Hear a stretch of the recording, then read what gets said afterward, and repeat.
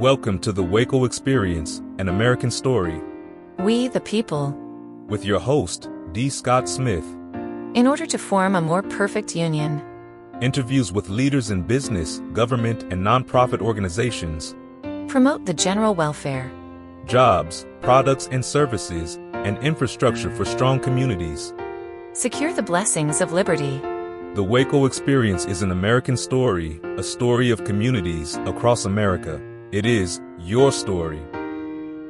I had a guy come here. He lived in London. His daughter lived here in the States, I think in Alabama, and they met here in Waco to take a tour. You got people from all over the world coming here, and that's what makes it fun. In this episode of the WACO Experience, an American story, we have the man I refer to as the Civic Laureate for Waco. Bobby Horner has retired from his duties with the city, and he is more involved than ever in our community. You're going to enjoy part one of our conversation and his knowledge of Waco history. I'm your host, D. Scott Smith. Each week I share inspiring stories from my community, Waco, Texas. You can learn more about this program, our sponsors, and the podcast version of this show by going to our website, thewacoexperience.com. This program is made possible by sponsors, White Bluffs Construction, Custom Building, Home Remodeling. Call Seth at 254-227-2002 and schedule White Bluffs Construction to build your patio, deck, or pergola. Visit their website, whitebluffsconstruction.com. Biddy and Bo's Coffee offers hot and cold beverages, catering, and provides employment for people with disabilities. Visit Biddy and Bo's Coffee today at 110 Franklin in Waco. Ray's Automotive Specialist. Cars are complicated. Ray makes keeping your car in top condition simple. He's located at 5900 Franklin Avenue, Service Road, Suite 33, right here in Waco. My wife will tell you, my car is my baby. When it needed service, I reached out to Ray, someone I trust. Call Ray at 254-235-5991 and learn more online at fixmycarray.com. Heart of Texas TV Indoor Billboards. My friend James Battle, former helicopter pilot for the U.S. Army, and his team at Hot TV amplify your brand where it matters most. Be seen where your customers eat, work, shop, and play. Learn more on the web at hotdigitaltv.com. Quality Cabinets. Your home is your sanctuary and an expression of your personality. Smooth, elegant, a lifetime of beauty guaranteed, and available for immediate delivery. The best thing to do? Visit the Design Center at 720 New Dallas Highway in Waco. Call Quality Cabinets at 254-744-0938 to schedule a consultation and visit their website, qualitycabinetstx.com.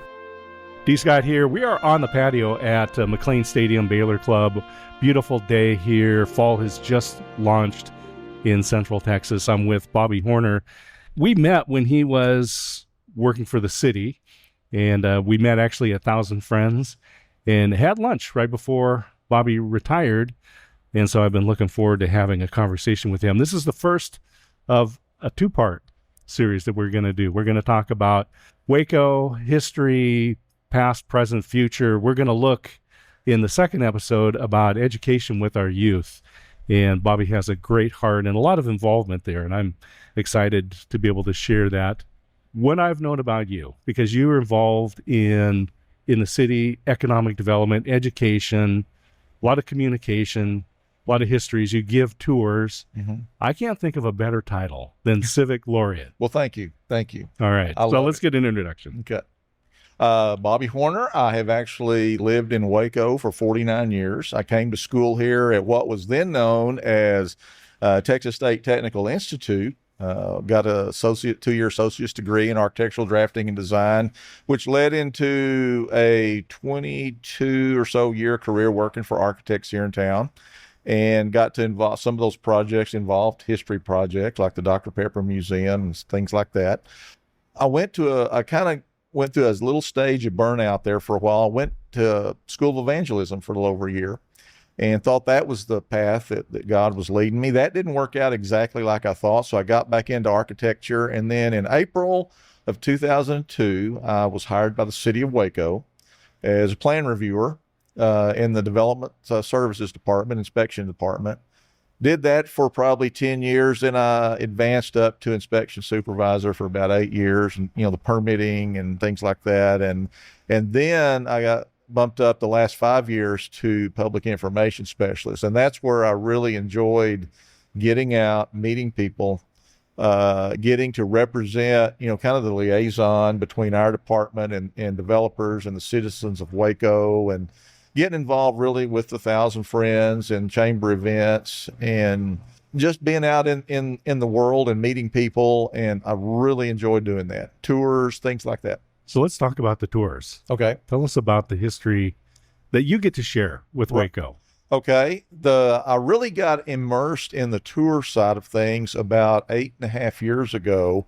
Started working part-time for WACO Tour Company here, which was really the first tour company that Waco's ever had. What we do in those tour companies is, besides, we have people around the world coming, of course, Chip and Joe and the Fixer-Upper phenomenon, and people were coming here.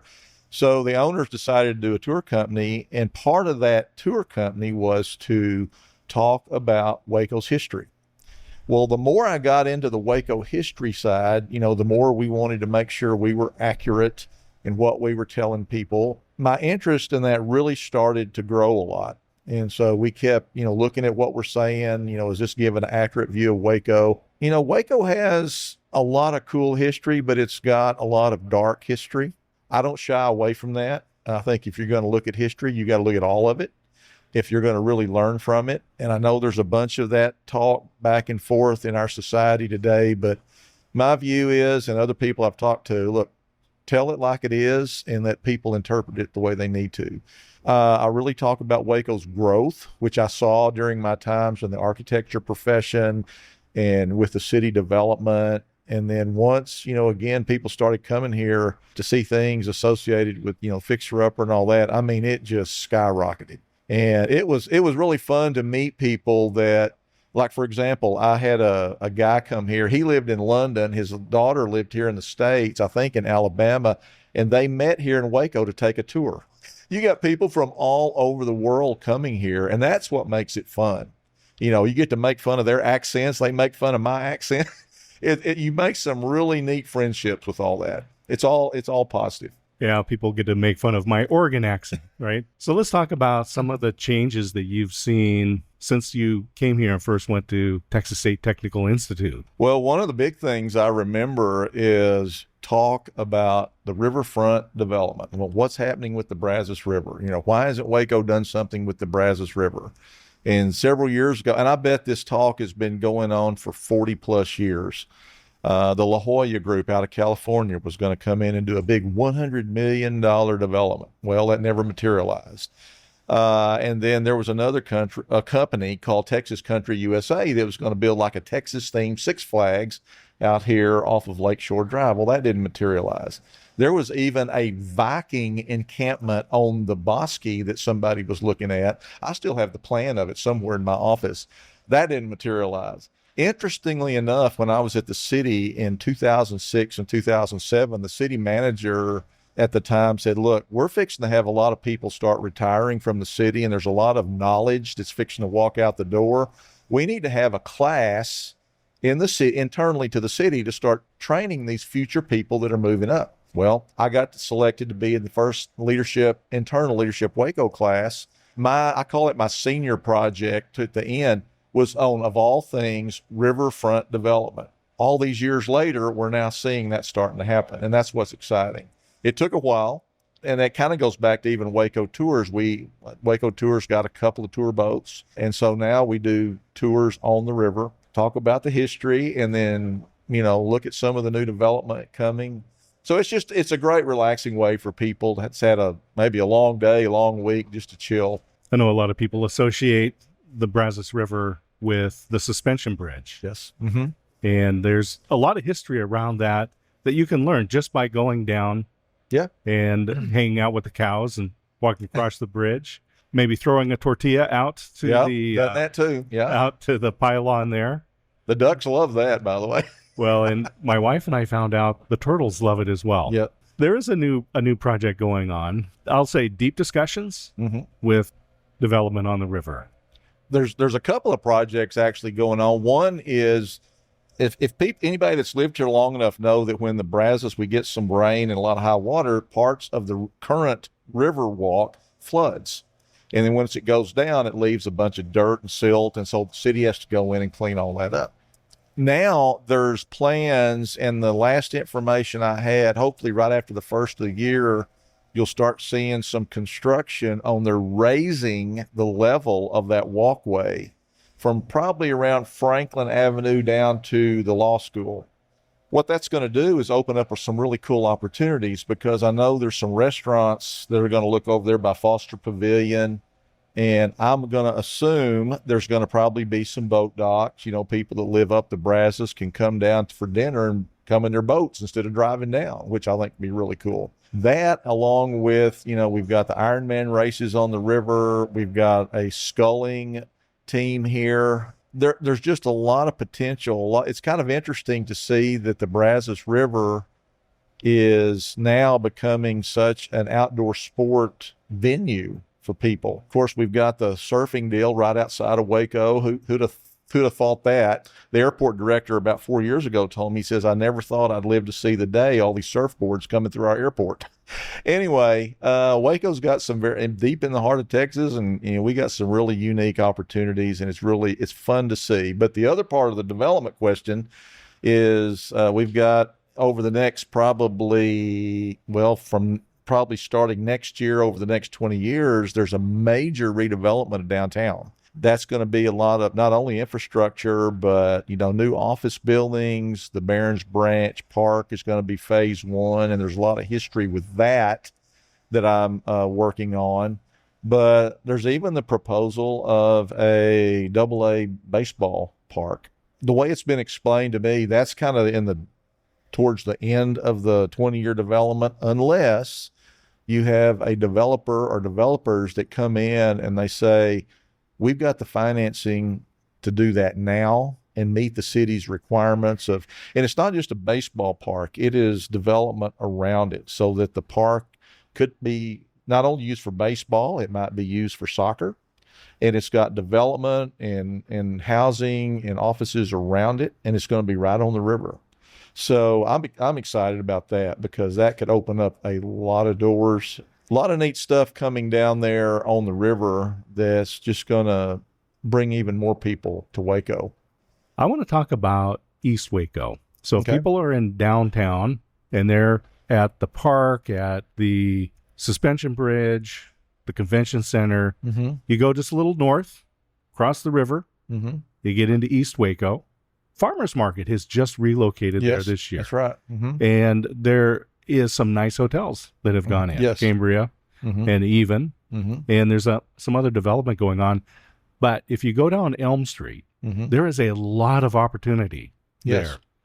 there. Tell us about your experience and vision for that side of the Brazos. Yeah, that area for decades upon decades, that was the low side of the Brazos River. So before all the flood controls like Lake Waco, Lake Whitney, Lake Aquila, before those flood controls were put on the upper part of the Brazos, if we had big rains, that area in East Waco would flood a lot. So that hindered any kind of development.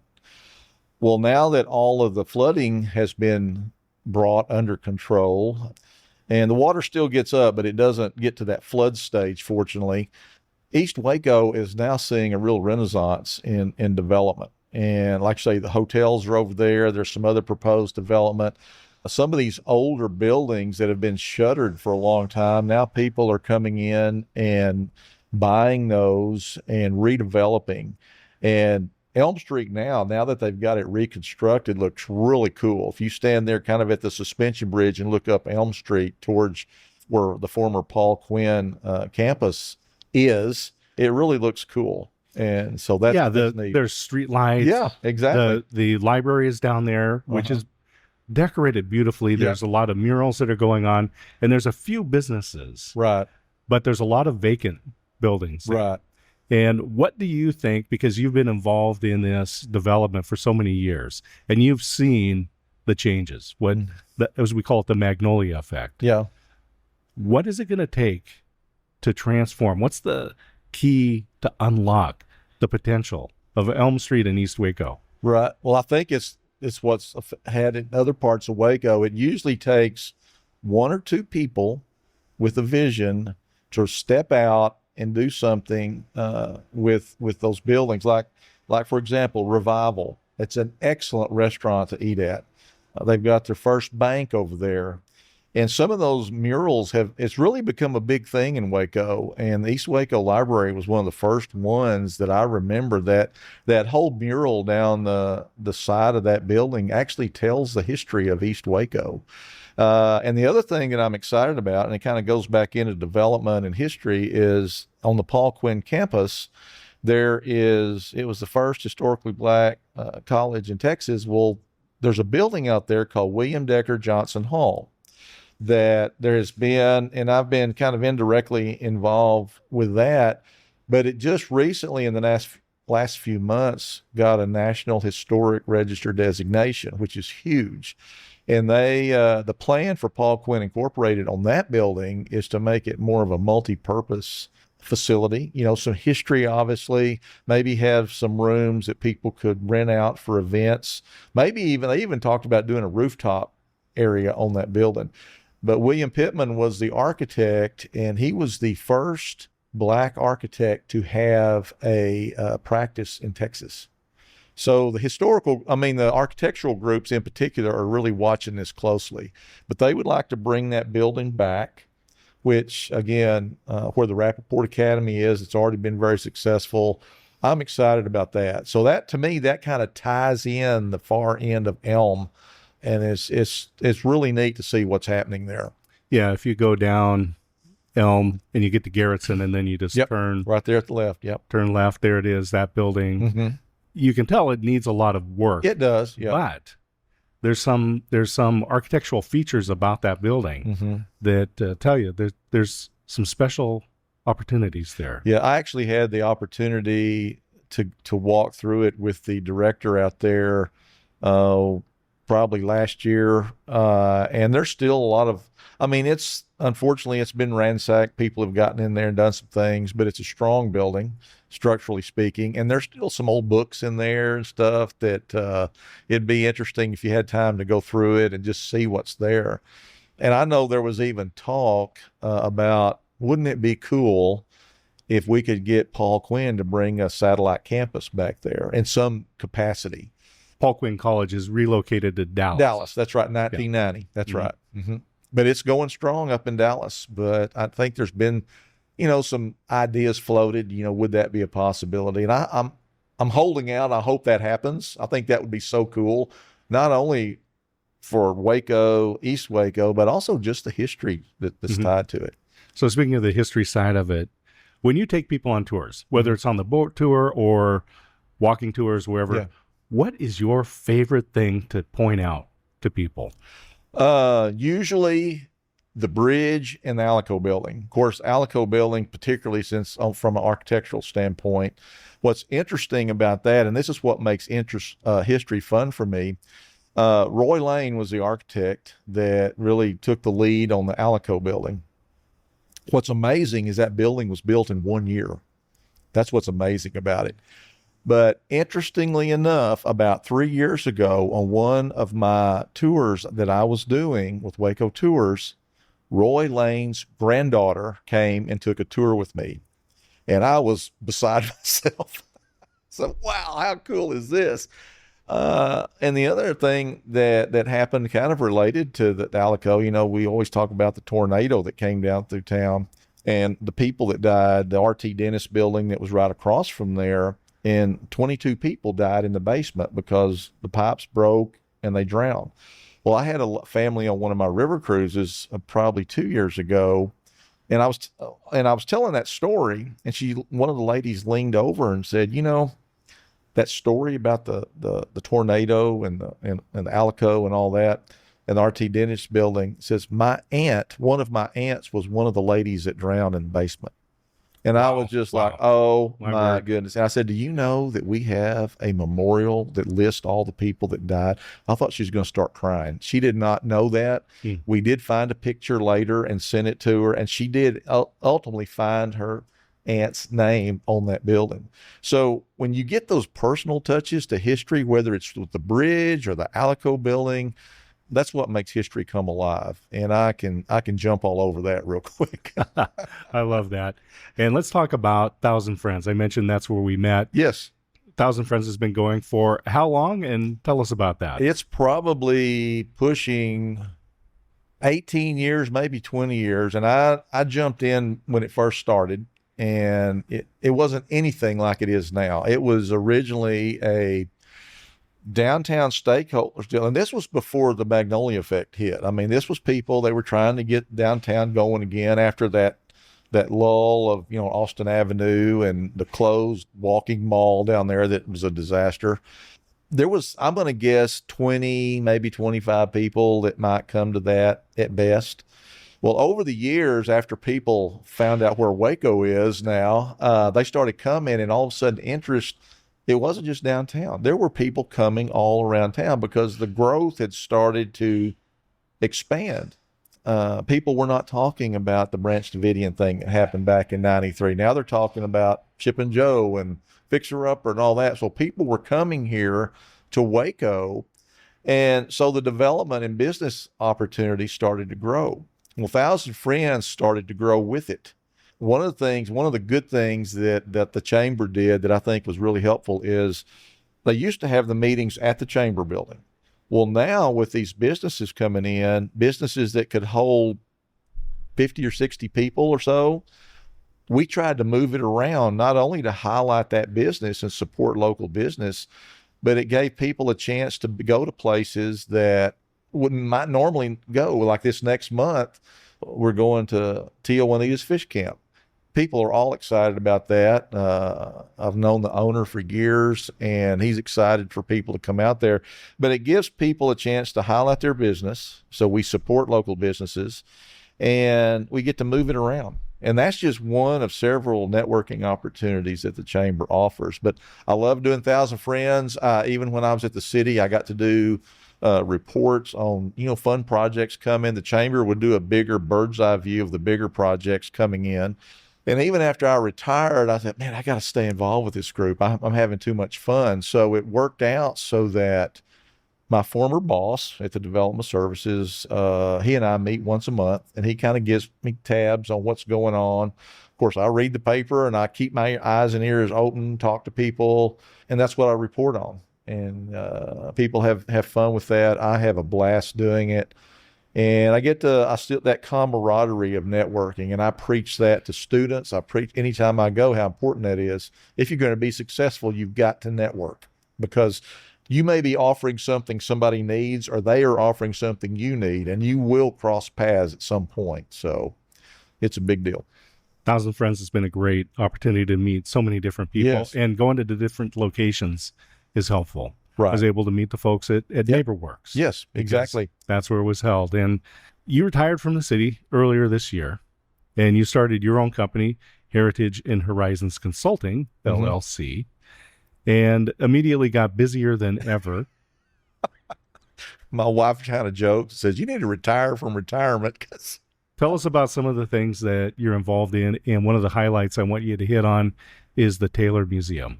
Okay.